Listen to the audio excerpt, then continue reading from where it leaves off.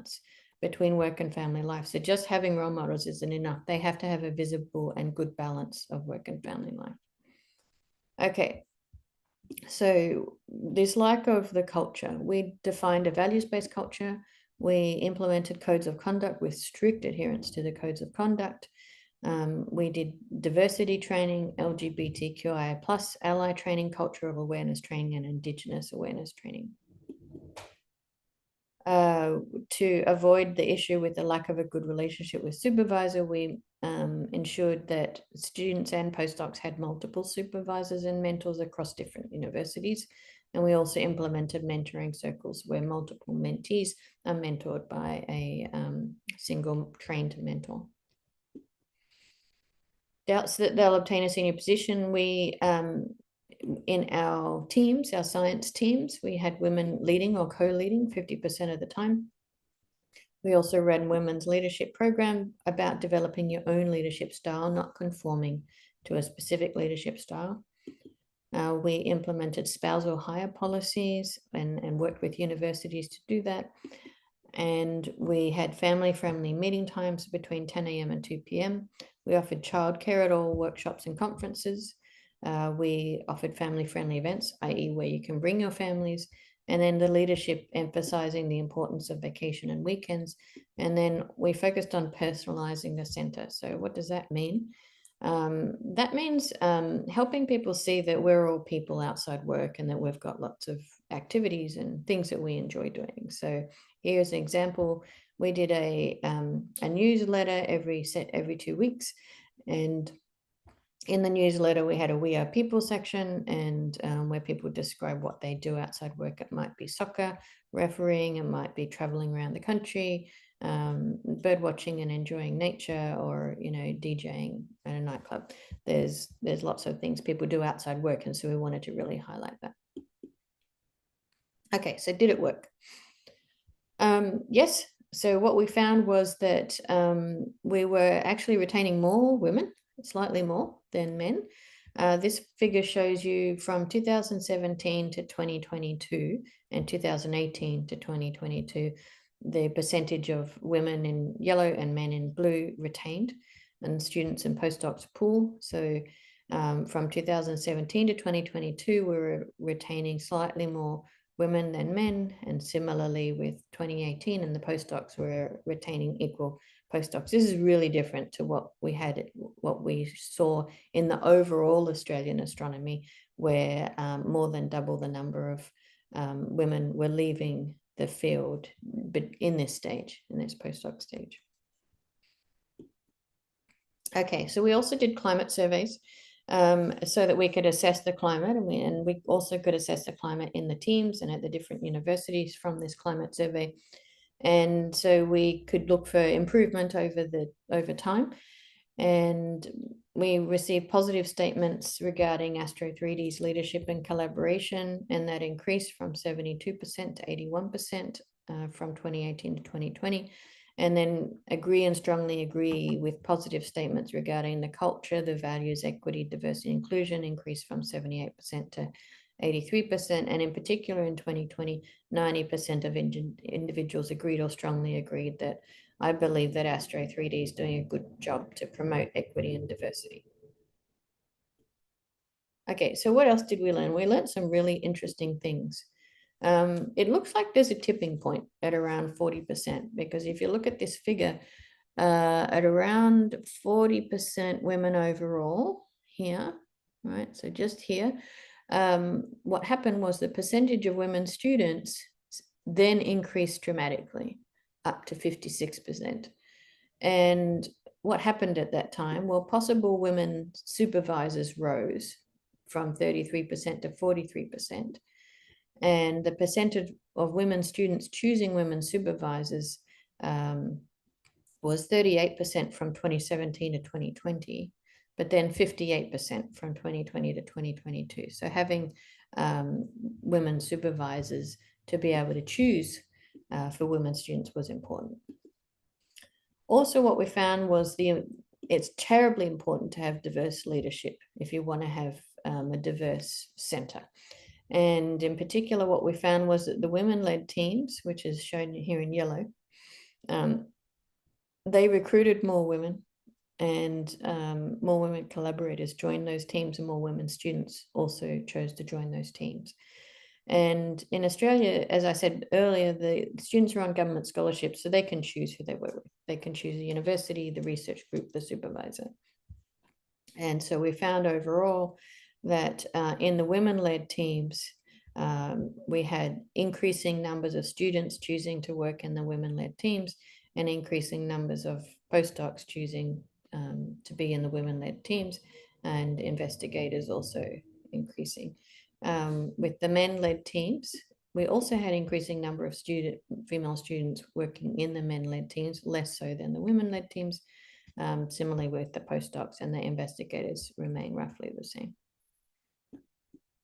Okay, and so in particular, the importance of diverse team leads, this shows it more clearly.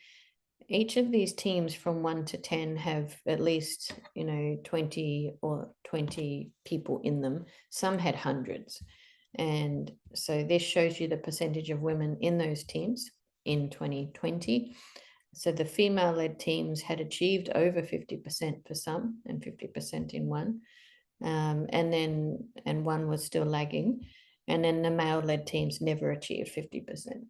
And this is primarily, I think, due to the choices being made by students, collaborators, and then the hiring of postdocs, different hiring postdocs in those teams. So also, just before summarizing, I just wanted to highlight that diversity is not just about gender. We're here focused on binary gender diversity, but true diversity does require recruitment and retention of people from all cultural, ethnic, and religious backgrounds, people of all socioeconomic status, people with disability, and people from the LGBTQIA+ community. And in Astro 3D, the reporting of these types of demographic data was voluntary, and it required people to feel comfortable reporting their membership of these categories. And so that voluntary reporting is now underway, and the Centre is compiling statistics now to report on the progress in the final stages of the Centre. Okay, so the conclusions are that you can achieve 50-50 through hiring, and you don't need to have quotas. You don't need to say this position is just for women. What you need to do is have 50-50 on your search committees, 50-50 committee chairs, 50-50 shortlists, and implicit bias training, then hire the best person. And it seems to work out. That's because you're overcoming those various biases. We also found that we could achieve 50% retention of women, and that's through a combination of changes that we implemented, including a values-based environment, strict adherence to conduct policies, mentoring circles, family-friendly policies, a focus on work-life balance and activity life outside astronomy, and then ongoing training to build empathy in various areas. Okay, and so that is the end of my presentation, and I am happy to take questions. Thanks, Lisa. That was fantastic. So the floor is open to questions. The audience can raise their hand, and you can unmute yourself one by one. And if anyone wants to type their questions in the chat box, please feel free to do so.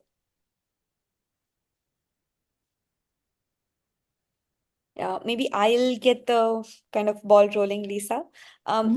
A more fundamental question is, how easy was it for you to get people to respond to these surveys? Because sometimes we find that that can also be a challenge, just encouraging people to take this seriously across, genders, for example.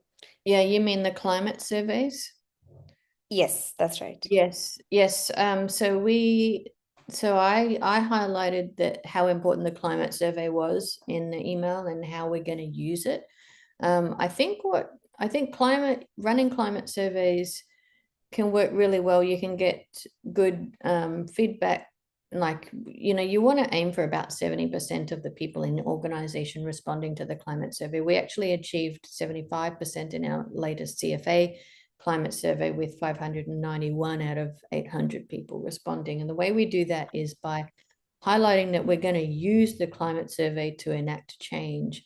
And you always then have to do it. So if you do a survey, you then have to do the thing that the survey was about, and you have to tell people that, yes, we're doing this in response to your feedback. And so as long as people know that you're going to listen to them and take it seriously and actually do something in response to the survey, then they do it. I think it does help if it's the leadership saying that. So the directors, department chairs, etc., they have to say, we take this very seriously. We need your feedback. This will help us improve our organization, and we're going to do these. We're going to send you a report with what items we're going to do in response to your filling out this survey. We did it. We're doing climate surveys every 2 years. You don't want to burn people out by doing lots and lots and lots of surveys. We are doing reasonable number of surveys on different topics just to gather people's opinions. I think it's really important. But with a climate survey, you also need to give the organization time to implement the changes that are required that the survey brings up. And so it's hard to do that in a year. You can be, and easier to do it in 2 years. Perfect. That makes sense. Devarti, please go ahead. Hi. First of all, it was a wonderful presentation. Thank you very much. The results also look extremely interesting. I was curious to know, like these surveys about, for example, the comparison between the female leads and the male leads, would that vary across different disciplines? And also if you considered like different like nationalities, cultural differences, because I think also these things may matter. Subjects like biophysics and physics would have a very different, I think, statistics. So did you consider these? I'm curious to know. Yeah, so we didn't consider the cultural differences in this particular survey for this center. It's something that would probably require studies across more organizations and more centers than just ours, because in Australia it's very white, and you know, people from different cultural and ethnic backgrounds. They're in very much a minority, so that would be hard to judge. But certainly a much larger survey would be really interesting to see if there are also similarities in cultural or ethnic backgrounds of the team lead and then members of the team as well. I bet there is. I think it's just so important for junior people to have role models who, you know, are like them and who might have experienced similar barriers that they did but have made it. And to be able to see that on a day-to-day basis, I think is really important for people. Thank you very much. Yeah, I was curious because I myself, I'm a physicist. I have a research group of 7 students, but none of them are girls. So I was wondering if, yeah, there are some differences in different disciplines. Yeah, I don't know. It'd be interesting, really interesting study. Yeah. Thank you. Hi, I think Manoj, you can please unmute yourself. Yeah. Hi, Lisa. Great talk. Thanks. I had a question about, while you were implementing strategies to attain this 50%, 50-50 ratio, was it always by top-down approach, or I mean, did you also, were there also this bottom-up, approaches, like, how important, for example, how important was the having male allies and implementing these policies, and the related question was there serious backlash from men or others in going about when you were going about implementing these strategies? Yeah, so we didn't have significant backlash, and I think that was because I just used data. I just show the data, you know, the figures of the fraction of women in Australian astronomy are not looking too good. They weren't looking too good in 2017. And I think everybody could just look at the data and go, yeah, that is a problem. That, you know, that's definitely a problem. And then also showing the publications. So I always showed the publications, like it, you know, this publication shows that this works, or this publication shows how these biases happen, or this publication proves these biases. And I did give a presentation at all our institutions when I first started on stereotype, threat, and implicit bias, so that everybody understood what they were. They understood why there was training in them. They understood why the committees had to pay attention to them. And so I think it is important, the communication about the reasons why is really important, and showing the data. I showed data, figures, tables, where astronomers were used to dealing with data. So I think that's the most convincing thing for people. So I didn't really get backlash. I think everybody agreed there was a problem and agreed we needed to do something about it. And doing an evidence-based approach is the most palatable thing for astronomers. What we didn't do is what some organizations do, is they have people sharing stories about their lives or their barriers and things like that. I don't think that works, and at least not in my experience. And I think what works most is showing people data. So our executive team was made up of node leaders, so leaders at each of the institutions, and then we had a science management committee made up of the leaders at each of the institutions as well. And quarterly, we reviewed our progress towards our gender goals, and they were all, we had histograms like the center leadership histogram that I showed in this figure. We would just show those histograms, here's how you're going, here's how your team's going. And so it's really about providing people with information so that they know, what the goals are, and that they do need to, provide a welcoming environment, so that people want to come and not leave. The other question I had was, is it always the top-down approach the most effective one? I mean, is there any role for bottom-up approach? Like, is it important to have male allies, for this program to be successful, or because they are likely to be in? For us, it was top-down. I do think it works better if it's top-down. I've seen a lot of organizations where it's bottom-up, so it's like the grad students or the postdocs organizing the EDI committee and the talks, and sometimes they can influence people at the top who then implement policies and procedures. But you do have to have things like conduct policies, holding people to conduct policies. You've got to make sure people behave professionally in the workplace in order to make the environment welcoming and feel supportive for people from minority groups. And so that is a top-down thing. Yeah, I have to say to people that this behavior is not okay. This behavior is not acceptable. That behavior is not professional. I think it is important to do that. And our leaders at the universities were doing that too. And they were men and women. I think they all believed in what we were trying to achieve in our center. Yeah. Thanks. Thanks. Prajwal, you can please unmute yourself. Yeah, Lisa, I was wondering about exactly what you just spoke. Data doesn't always seem to influence people. There are people who advocate the opposite of what you said, which is that individual experiences are what make a difference. The thing is, there is the starting cohort that you started with, right? And you had a certain scientific goal, and so the starting cohort would be people whose track record aligns with that scientific goal. And so you're not necessarily choosing people who align with this vision for the project. So I'm really curious, for the first lot, when you start out, how did you get that alignment? Was there, in addition to alignment of the scientific expertise and so on, was there a requirement that there had to be buy-in to the vision of the project? Because in India, for example, in as early as 2011, they've shown hear data. everything. I think.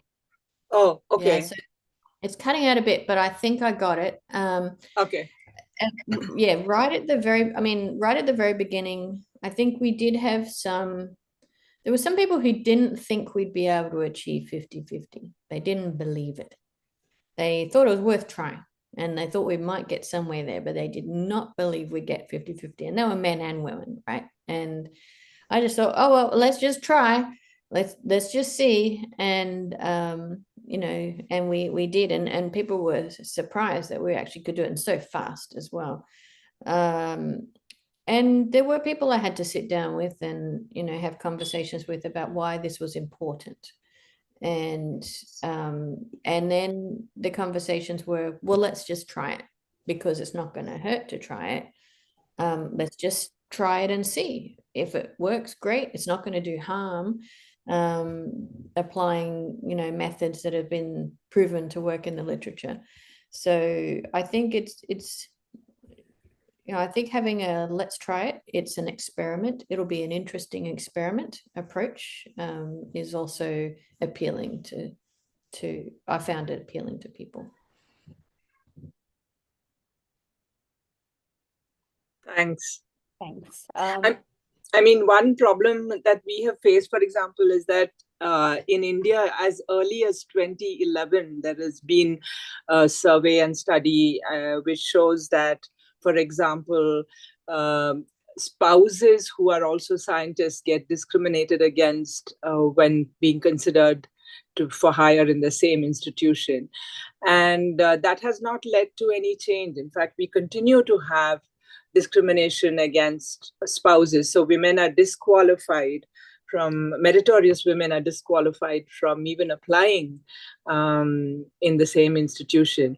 And so the data don't seem to, you know, change that. And very often it happens that people just selectively interpret data in the way that is consistent with their preconceived notion. So for example, if you just show that there is underrepresentation, they will say, oh, that's because women are busy caring for their families and cannot devote time, full time for research, even though there's studies to show that there's no productivity difference between men and women in science. So I don't know. I mean, it seems like this part of it was quite easy for you in Australia. And I wonder what brought that about. Is it just a more mature culture? I think what was different in Australia, yeah, I apologize. I think you're cutting out a little bit. It might be my own internet connection. But I think the difference between India and Australia at this point in time, when I started the Centre of Excellence, was already that the Australian Astronomical Society had already been running these awards and had already been encouraging the universities and the astronomy departments in particular to look at their diversity and to try to make improvements in it, and then give them awards for doing so. And there was a peer pressure and competition amongst the universities to who could get to gold first, because they thought it'd be better for their recruitment if they could do that. And so there was a lot of activity within the department to try to make change. And so my Centre of Excellence came in. And so I think the scene had already been set in people's minds that we have a problem, which we need to try to solve it. Whereas I think what the situation you're describing, Prajval, is that there isn't a acknowledgement that there's a problem. And so I think that makes sense. there needs to be, I think there needs to be education around the fact that there is actually a problem, and maybe it needs something like, you know, an Academy of Science or an Astronomical Society within India to actually be promoting something like the Pleiades Awards. It's now been done in the UK with the Athena Swan across all areas of science, and similarly in Australia, the Academy of Science implemented an awards program across all areas of science for universities, which made a lot of change. So these awards programs, if they're nationwide, can actually make a big difference because it makes peer pressure. If one organization's doing better than others and they're advertising it very heavily, others want to be getting those awards as well. That makes sense. Thanks. Lisa, I know we have just a minute left to the hour, but we have 2 quick questions. Do you have time to take 2 more questions? Sure. Okay, Yes, perfect. I do, yes. Yeah. And then Janvi, please, one by one. Thanks, Mayuri. Thanks, Lisa. Preeti here. Just very quickly, I Hi, wanted to pretty ask. good. Hi, Good nice to, to see you. You good mentioned to that we see should you. be looking out for things happening at CFA. So So I just quiet. wanted to ask, have you been trying to do Astro 3D type things at CFA, and how has your experience been?